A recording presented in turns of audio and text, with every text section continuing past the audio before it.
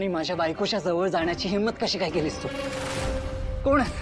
हा, मला सांग. जयंत, जयंत काय करतोय? सोड त्याला. सॉरी हा रोहित, उगाच गैरसमज करून घेऊ नकोस. जयंत, अरे हा जानूचा मित्र नाही का? रोहित, रोहित, अरे हे जानवीचे मिस्टर. It's okay. जयंत, मला माहिती आहे सगळं. मला तुझ्याबद्दल आणि जानूबद्दल सगळं माहिती आहे.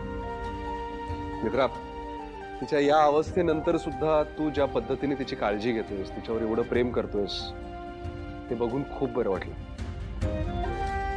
हे वगैरे झाड जगायला माती लागते, तसं माणसं जगायला नाती लागतात. ही नातीच आपल्याला घट्ट धरून ठेवायची असतात. तुम्ही दोघं एकमेकांना असंच घट्ट धरून ठेवा, सगळं ठीक होईल बघ. Thank you. I am really sorry for my behaviour. अरे इट्स ओके. कधी कधी मला जानूच्या प्रेमापुढे काहीच सुचत नाही. आय एम सॉरी, मी तुला मिसअंडरस्टँड केलं. बट येस, तू पण तुझ्या प्रेमासाठी लढतोयस. तुझ्या घरासाठी, तुझ्या मातीसाठी लढतोय. हे बघून मला फार बरं वाटलं. आय रिअली होप की तुम्हा दोघांनाही तुमचं घर लवकरच परत मिळेल. I hope. आता 3 एप्रिल पासून आमची केस सुरू होते. बघूया निकाल कोणाच्या बाजूने लागतोय. नक्कीच सगळं चांगलं होईल. होईल, सगळं चांगलंच होईल.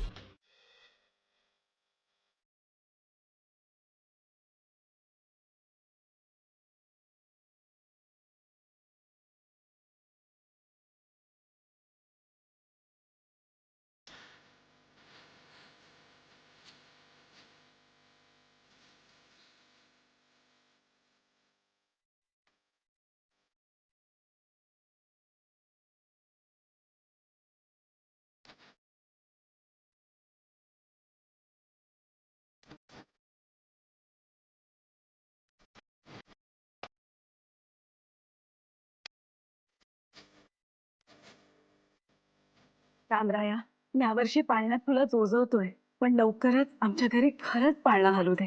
बोबड्या बोलांनी दुडू चालीनं सगळं घर भरून जाऊ दे.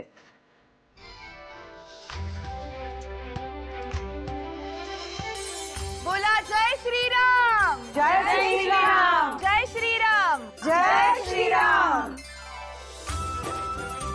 गाडे पाटलांच्या सूनबाई, आता त्या बाळ रामाला ओटीत घालायचंय. होय, जिच्या कुशीत ही बाळ रामाची मूर्ती जाते, तिची कुस लवकर उजवते. गाडे पाटलांच्या इथे इतकं वर्ष पाळणा हल्ला नाही. आता रामनवमीला बाळरामाच्या मूर्तीमुळे तो काय हलणार आहे? नाहीतर काय, कृष्ण जन्माच्या वेळेला देखील असंच बोलल्या होत्या आजी. वाटलं होतं आता तरी गाडी पाटलांच्या थोरल्या सुनीला दिवस जातील, पण काय किती दिवस झाले, कशाचं काहीच नाही. मी तर म्हणते तो तिसऱ्याच मुलीच्या ओटीत घाला तो बाळराम. किती वर्ष त्या मोठ्या सुनेवर अवलंबून राहायचं? बस.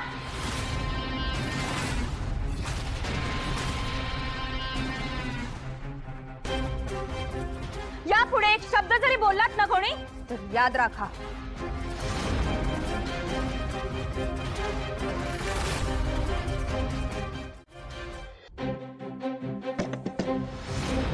काय प्रॉब्लेम आहे? हा, एवढा रस्ता दिसत नाहीये तरी मुद्दाम हॉर्न वाजवत होतास? ऐकायला येत नाहीये? तू काच खाली घे आधी. हॅलो, तुझ्याशी बोलतेय, काच खाली कर. नाही, तुला चांगला धडाच शिकवते मी. आम्ही चांगले चाललो होतो, तुला दिसत नव्हतं का? बावळट, काच खाली कर.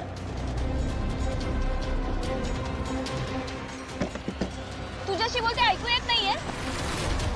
ऐकायला येत नाहीये का? ए, अरे मिस्टर कानिटकर कसला बावळट माणूस आहे हा. मिस्टर कानिटकर, मी बोलत होते त्याच्याशी तरी तोंडावर गाडी घेऊन निघून गेला. मूर्ख. एक्झॅक्टली, म्हणूनच मी बोलत होतो अशा माणसांशी बोलण्यात काहीच पॉइंट नाही. नाही, हा कधीतरी भेटेलच मला, तेव्हा असा धडा शिकवेन ना मी याला, तुम्ही बघाच. Relax Nishant, just relax. Now let's focus on our journey back home. काय चाललंय तुमचं? हा, एवढ्या कौतुकाने आम्ही राम जन्माचा कार्यक्रम ठेवला आणि तुम्हाला बोलवलंय. आणि तुम्ही काय करताय? आमच्या मागे आमच्यासाठी वाटेल ते बोलताय.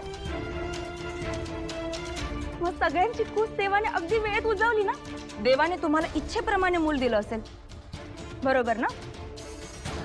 आणि म्हणूनच एक आई होऊ पाहत असलेल्या बाईला आई होताच येत नाही. तिचं दुःख तुम्हाला दिसतही नाही आणि कळतही नाही. आधीच ज्या बाईला मूल होत नाही म्हणून ती बाई स्वतःला शून्य समजत असते, स्वतः झगडत असते. माझ्याच नशिबी हे का असा प्रश्न विचारत असते. आणि त्यावेळी रामजन्म आणि गोकुळाष्टमी हे 2 सण आशा असतात तिच्यासाठी. निदान पुढच्या वर्षी तरी आपल्या पदरी मूल असेल म्हणून ती सगळ्या कार्यक्रमात सहभागी होते. अशा वेळी तुम्ही काय करताय? काय करता? तिला बोचेल असं बोलता? तिच्या आशेचं खच्चीकरण करता? अरे, एक बाई असून तुम्हाला तिचं दुःख कळत नाही, तिच्याशी कसं वागावं हे कळत नाही. अगदी बरोबर आहे तुमचं बहीण. आपल्याकडे बायकांना प्रश्न विचारणं, त्यांना बोल लावणं म्हणजे सगळेजण स्वतःचा अधिकार समजतात. म्हणजे बघा ना, मुलगी एकदा वयात आली की लगेच प्रश्न सुरू होतात. आता हिचं लग्न कधी? लग्न झालं की पुढचा प्रश्न तयार. आता मूल कधी? एक मूल झालं की बरोबरच दुसरं मूल होऊन जाऊ दे, लगेच पुढचा प्रश्न. प्रश्न काही कधी संपत नाहीत आणि त्यामुळे त्यामागे असणारी बाईची फरफट कधी संपत नाही. लग्न, मूल यावरूनच कायम बाईची किंमत ठरवली जाते. चुकीचं आहे ना हे. आपण एखाद्या बाईला लागेल असं कसं काय बोलू शकतो? आणि आपण बायकाच एकमेकांशी असं वागायचं किती चुकीचं आहे.